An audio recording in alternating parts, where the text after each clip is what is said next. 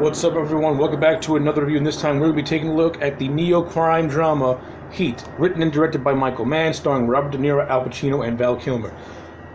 Overall, Heat is awesome. This is an amazing movie. Michael Mann is a filmmaker that I have a lot of respect for. You know, Michael Mann, when Michael Mann makes a movie, he goes into a lot of painstaking detail to make his films have a feel stylish, but also have a grounded realism to them.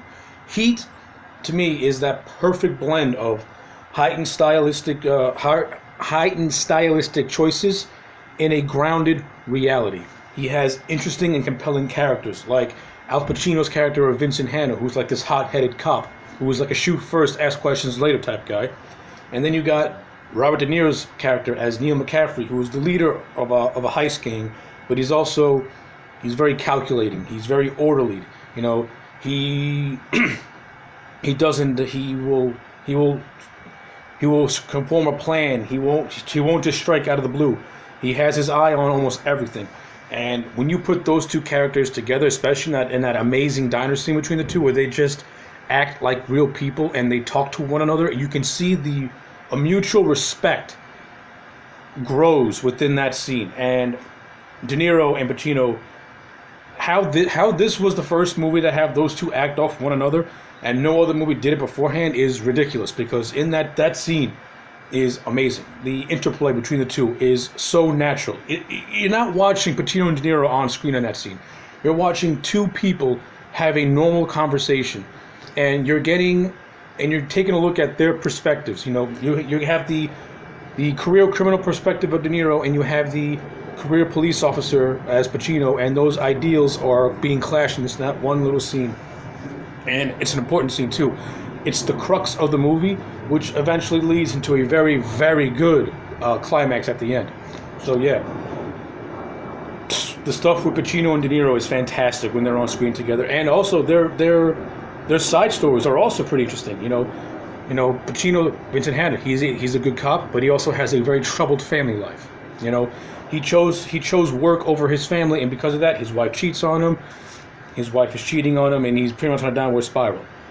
De Niro's character, on the other hand, he has chosen a life to be in isolation, but then he meets this girl named Edie, and he starts to see the other side of life, in a way. I like how all that is handled with those two. You also got Val Kilmer, who is another important player in this movie. He plays a guy called Chris Torellis, who is pretty much like McCaffrey's right-hand man in a way.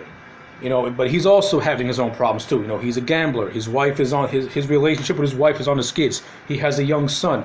His wife is cheating on him with Hank Azaria.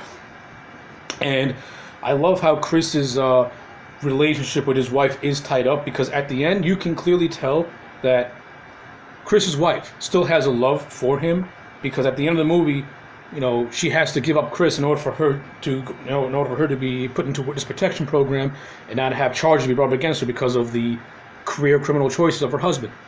But when she sees her husband, she gives him like a light signal, no, don't come.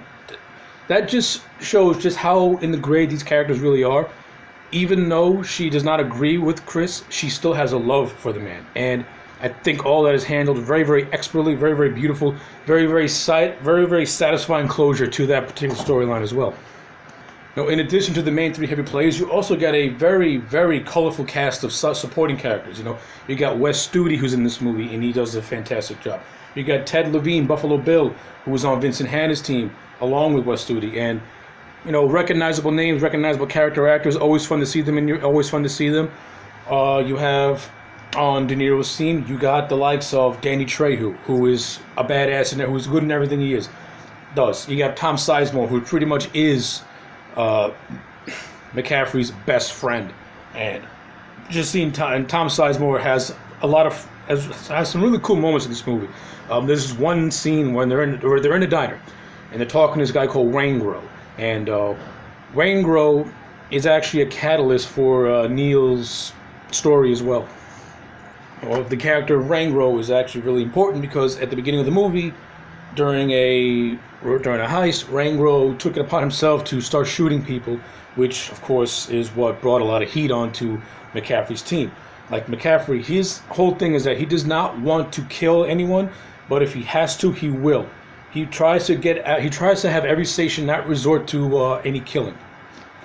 So when Rango does the killing, he's put in a position where he has no choice but to do it, and I like how that rivalry develops between those two characters, especially with Rango. And I like how Rango is built up as just a sadistic psychopath. You know, we don't see him do it, but you know he did it. He kills a prostitute, very, very brutally kills a prostitute, and in dialogue, it's revealed that this is not the first one he's killed. He's killed many, many more. We also see near the end of the movie that he kills Trejo's character, just massacres him and his girl and his wife.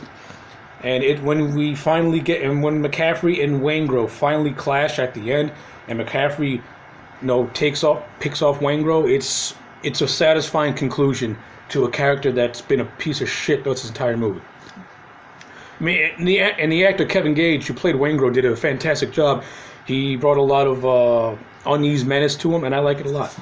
Also, we have John Voight in this movie, who plays John Voight plays the character called Nate, who's pretty much McCaffrey's fence, a guy who gives him information he needs on upcoming jobs and heists and stuff like that. And I like the relationship that developed, and I like the relationship between Neil and Nate as well. They clearly are friends, and they have a good respect for one another. And Nate is kind of is the information man.